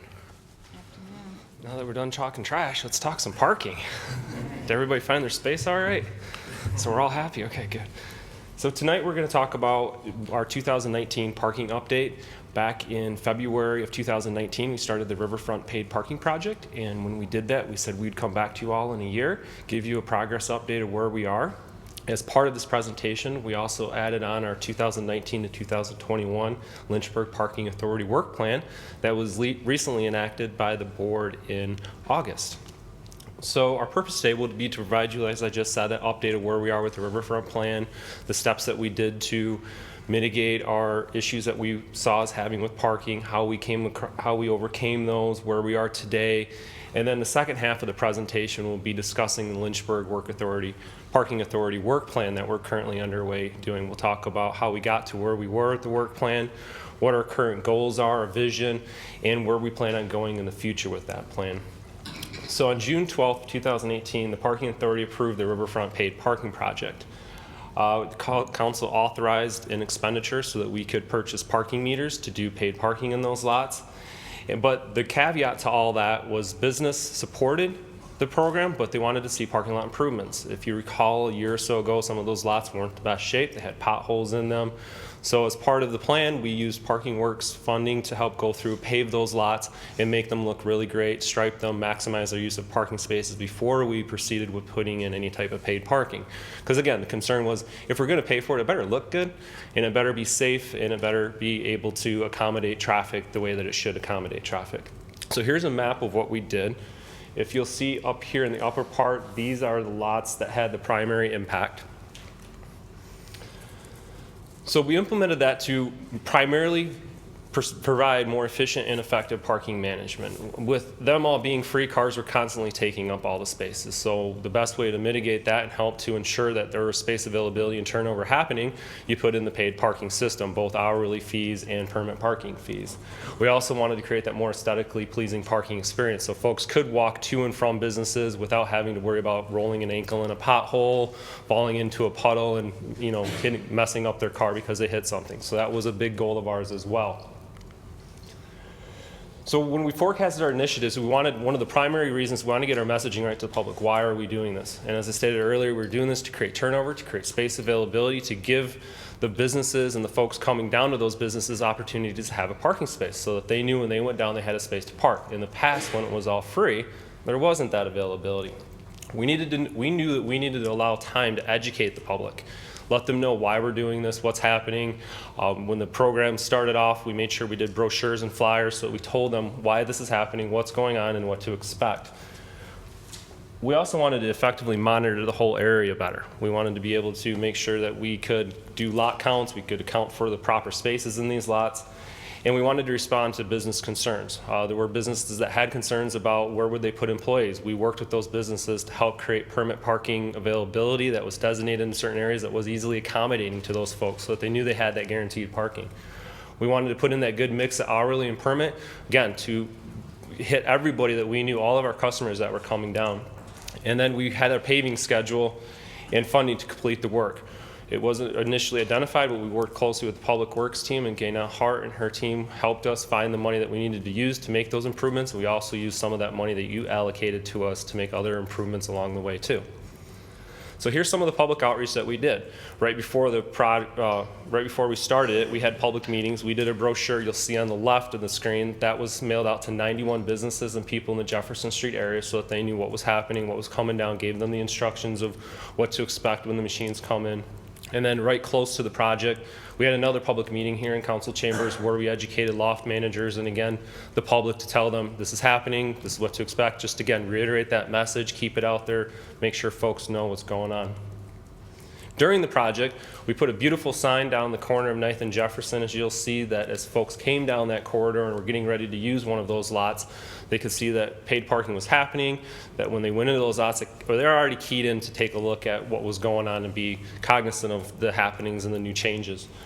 The two notices to the left and right of that picture were inserts that we put into the citation envelopes. So as we issued warnings or whatever we did, we slipped those in there so that folks could pull that out. They could read that. Our enforcement officers went through and canvassed some of the area and put those slips on cars in the morning for loft residents to know that this was paid. And we did that for about a month and a half, close to 2 months as part of our outreach process, so that they were aware. And by the time we did start ticketing and enforcing, we could come back and say, hey, you know, this is what we did. Maybe you got an envelope, and we were able to note that in their accounts if they got a warning ticket that they received that communication. So it helped along the way, and there was a lot of positive reactions back from customers to the parking enforcement staff that they really did appreciate that extra effort.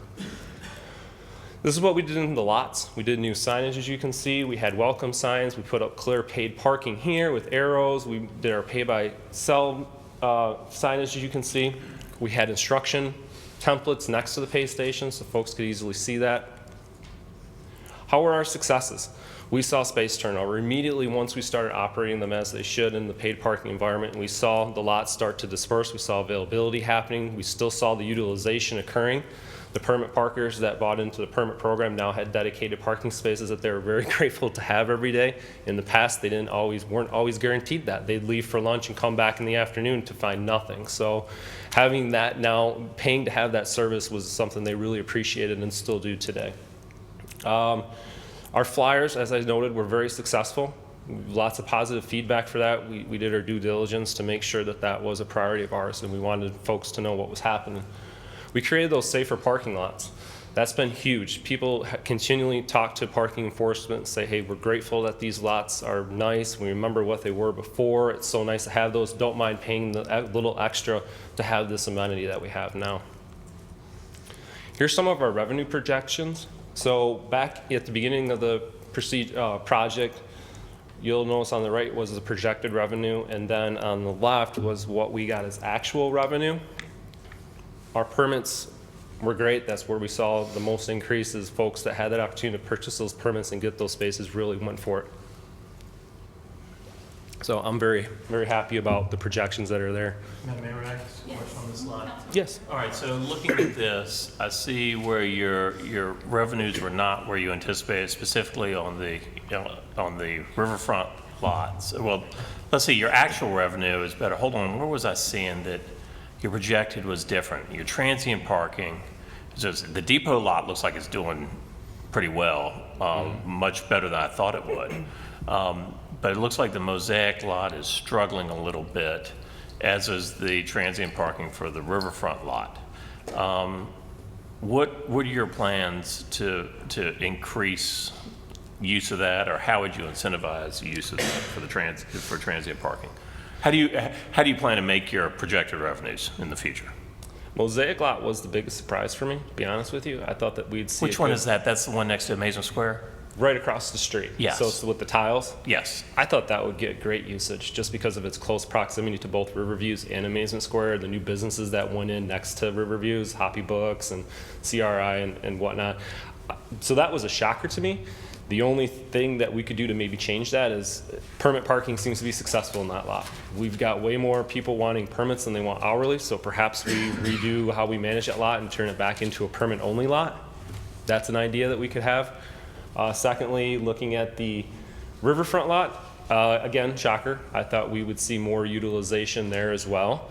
But that's one of the lots where the local businesses in the area were really interested in having that parking availability. So we dedicated 55 permit parking spaces around the perimeter of that lot. They're sold out. We have a waiting list.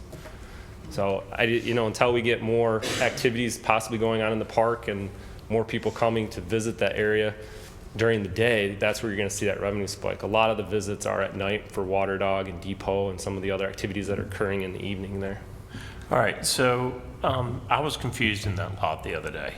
So the perimeter lots do not have numbers in them, and those are permit parking spots.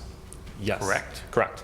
All right, so I was there on a weekend and it says free parking over the weekend. Yep. So I just assumed any spot is a good spot. Is there anything that says that those are permanent spots and shouldn't be parked in? You're correct. The sign does say that it's permit parking only Monday through Friday, 8 to 5. So I can park anywhere I want in that lot on the weekends? Yeah. Okay, good. Yeah. All right, thanks. So, yeah, you're welcome. Any other questions on revenue? Thank you. while we're on it? No? Okay.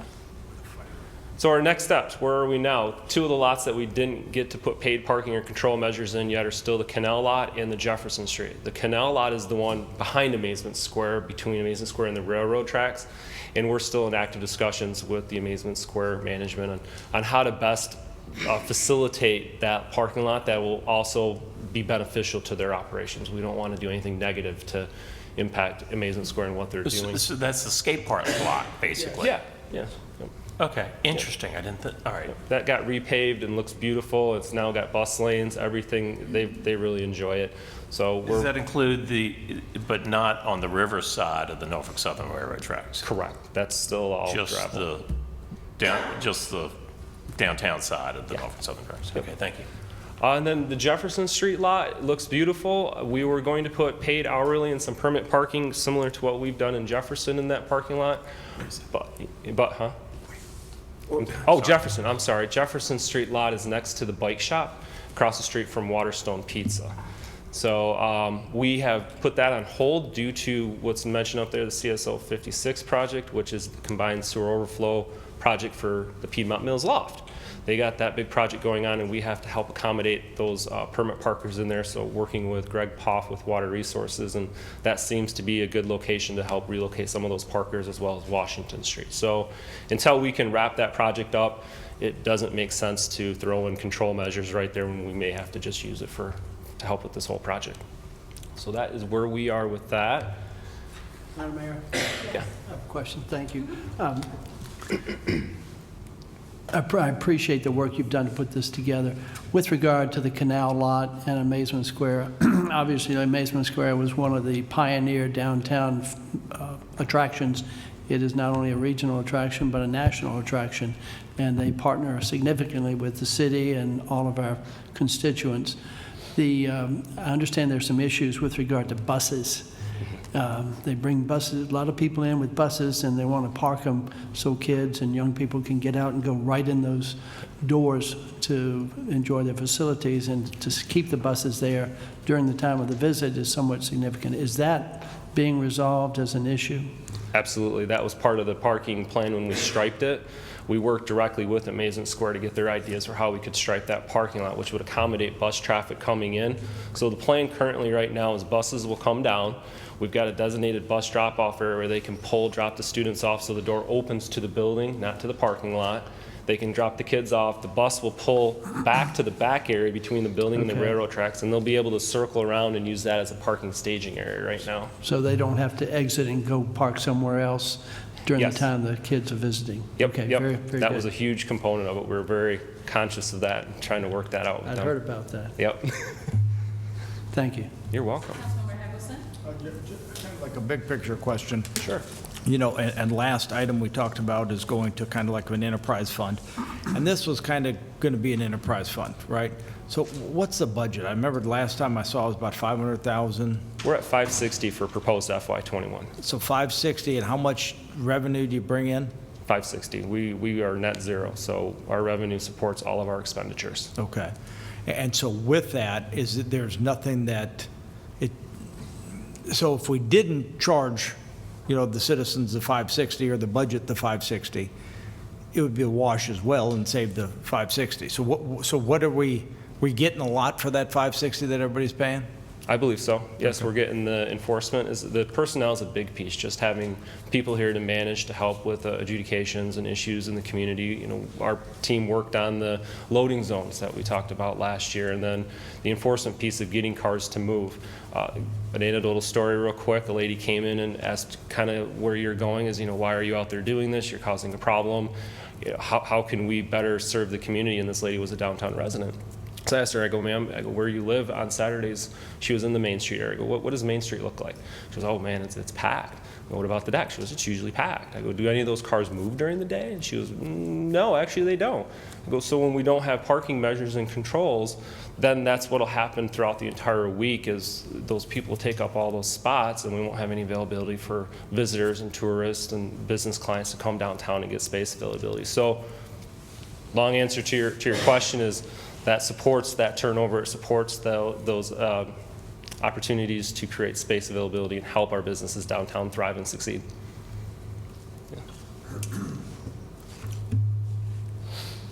Next. So moving into our Lynchburg Parking Authority plan, I'm going to start off just telling you what the purpose was of why we initiated the plan. Give you the mission statement that was critical, a big piece of our puzzle when we were looking at this plan and developing it. Tell you about our vision for our improvements along the way. We'll look at our goals, current progress, and where we're going to go next, what our next steps are along the way.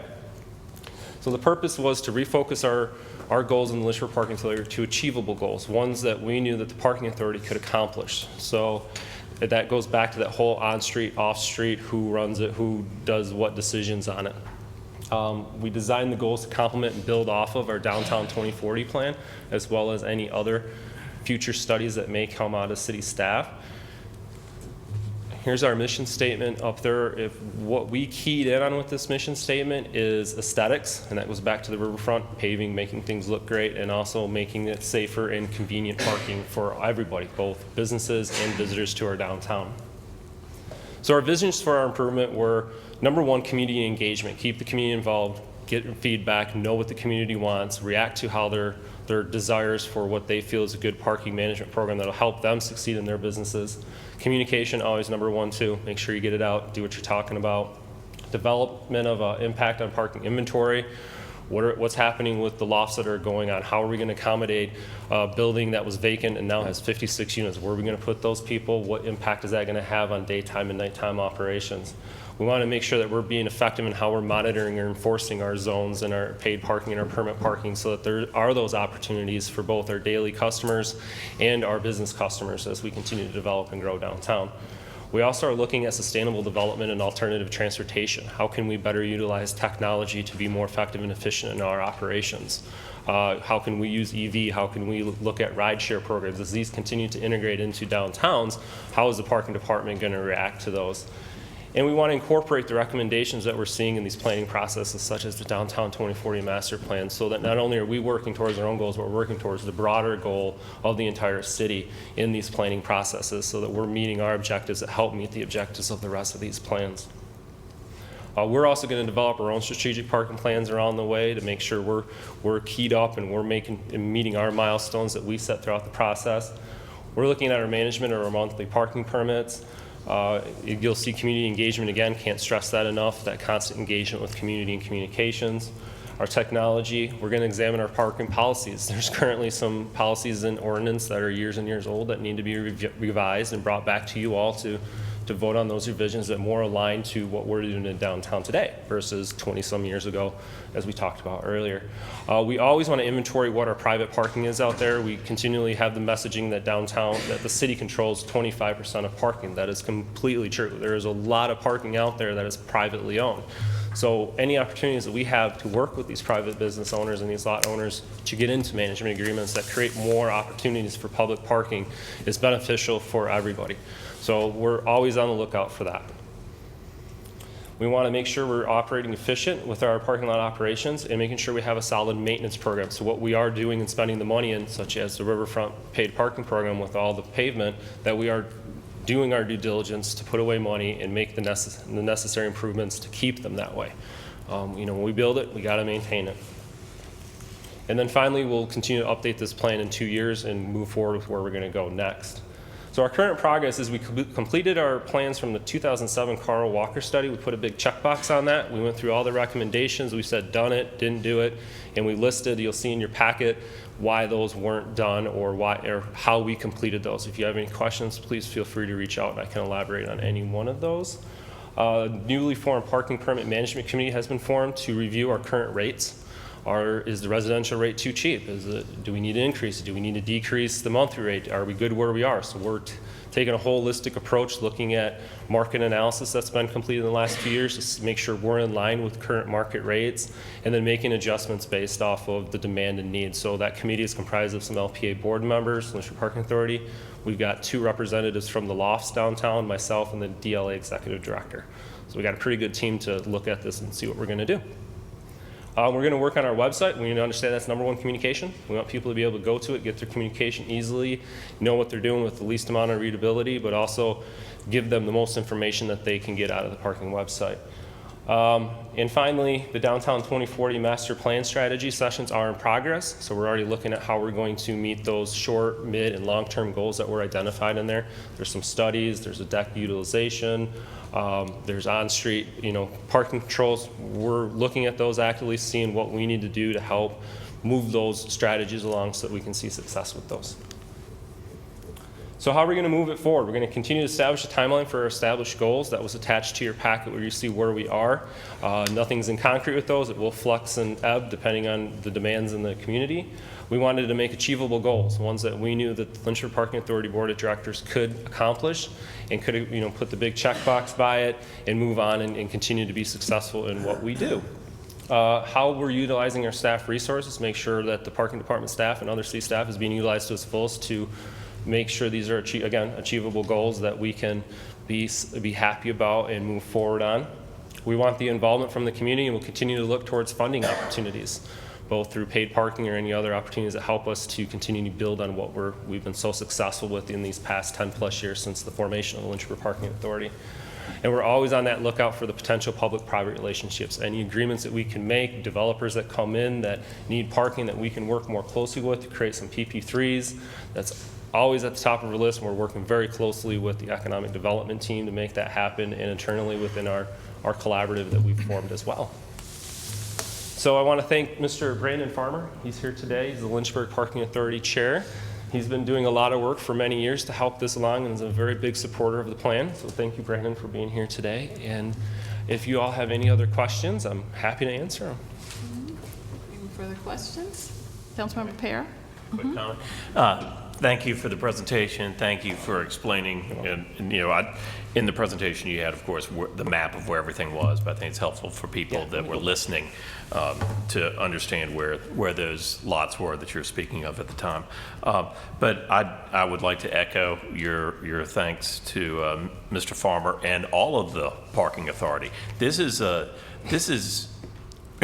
they say being on city council is a thankless job, but I think being on the park list already may exceed that. And because your parking enforcement people are not exactly people that citizens are looking forward to seeing, and it's a tough job. So I appreciate what they do. I appreciate what you do, and thank you to our volunteers, all of the committee. Who else is serving on that? Can you recall off the top of your head? Oh, yeah, we got Brandon, we've got Toby Yeager, Thorne McCraw from downtown. We have Dr. James Mundy, who used to be LINCAG, and our newest member is David Marple. All right. Well, thank you to all of them. Oh, hey, sorry, Mary Jane. Yes, Vice Mayor Mary Jane Dolan. I was just thinking we had our meeting today, so I was going around the table in my head, but you were in budget. Yes, thank you, I'm sorry.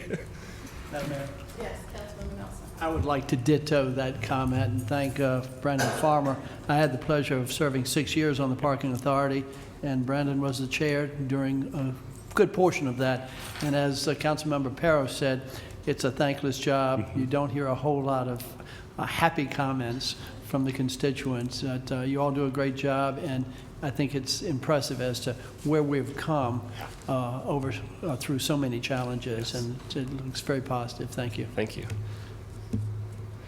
Thank you. Any further? Councilmember Wilder? Okay, thank you for the information. It's very informative. Really appreciate that. I know we have the parking app, the Passport parking app. Is that being utilized by citizens, or how is it being utilized? Yes, we've had good utilization rates on that. We were a little low when we first started it. I worked with them. We did some more signage and some outreach, and we're seeing better utilization since then. It's actually very well used at the Midtown parking deck. Midtown and Crossroads, a lot of people use it there. Okay. I agree. Thank you. You're welcome.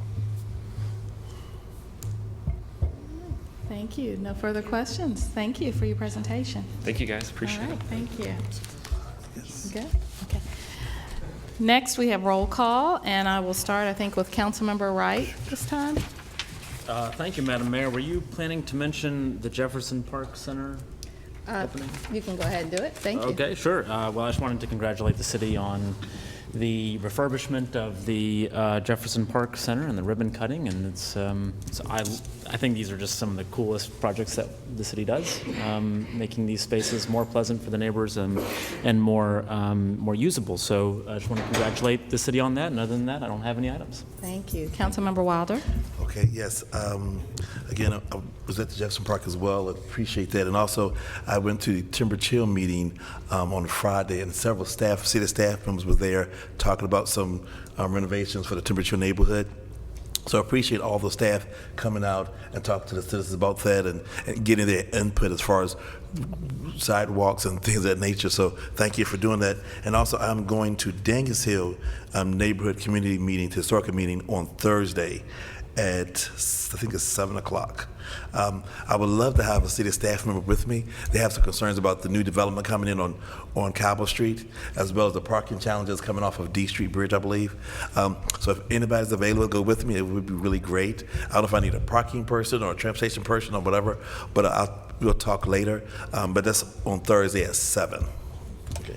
All right, thank you. Councilmember Nelson? Yes, I'd like to mention that I had the pleasure last Friday of being invited to attend Ms. Dominique Nelson's fourth period civics and economics class at Yes. Dunbar Middle School for Innovation. It was a delightful experience. Very sharp students. They asked questions that were right on point. Apparently, they had researched quite well about who is on city council, what we do, why we do it, and it was lively. I enjoyed it thoroughly, and I understand I Mayor will. Tweedy, you've been, and Sterling Wilder was there, and I think Bo Wright is scheduled to go. If you're not yet, you should. And when I left, they gave me a card. Yes. And the question was, they hoped I enjoyed my experience. I certainly did. And so that's a shout out to Dominique Nelson's 8th grade class. I don't think I got a card. You didn't get a card? I got a card. I'll share mine with you. Councilmember Pero. Thank you. I've done that, not specifically for that class, but it's a lot of fun talking to those kids. I've talked to the Boy Scouts, and I mean, it's just, Scouts, and it's a lot of fun to do. If you haven't done it, I highly recommend it. I had something on my mind, but I just want, since we're passing accolades around, I think that today we had one of the best physical development committee meetings we've had in a long time. I thought staff prepared for it very well. We went through a lot of information today, and I thought it was a good working group. So I just wanted to just say that about the committee today. So thanks for everything. And the Jefferson Park rejuvenation, if you haven't been there, you need to go see it. It looks great. It really does. Thank you, Madam Mayor. Thank you. Councilmember Hagelson? No items. All right, Vice Mayor Dolan? No items. All right, thank you. I just want to reiterate, yes, the Jefferson Park was a great, grand reopening, and renovations look great, and it is our 4th. So just so the public knows, that's our 4th renovation. I did go to Ms. Nelson's class, and I did receive a thank you card, so we'll share our cards with you, Councilmember Wilder. Okay, but they were very eager to talk and had great questions, so I appreciated being there. I also, just for council's sake, did attend the Virginia First Cities meeting down in Richmond this week. Councilmember Pero went as well. So Councilmember Pero has served as our representative on that, so I want to thank him for that time spent down there and meeting with legislators in Richmond. So thank you very much. And we are now recessed until 7:30. Thank you.